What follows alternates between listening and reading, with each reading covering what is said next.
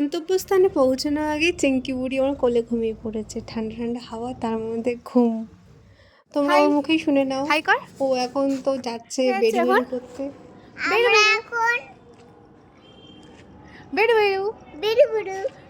চিঙ্কিকে শুধু বলতে হবে চিঙ্কি চল ঘুরতে আয়, ও তো এক পায়ে রাজি, মানে আগে ড্রেস পরে রাজি হয়ে যাবে।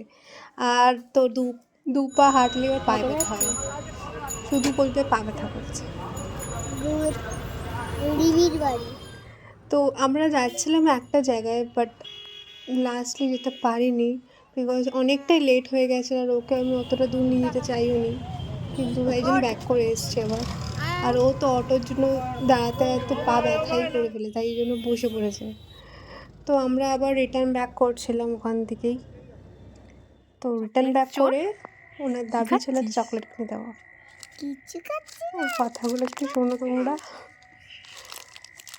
ওর কথাগুলো এত মিষ্টি না, মানে ওকে বলবে না 4 বছরের বাচ্চা এত পাকা পাকা কথা বলবে। দেখি একটু খুব মিষ্টি, ও দিদিমণি একটু দেখি একদম পাকা তোমাকে। বুড়ি একদম।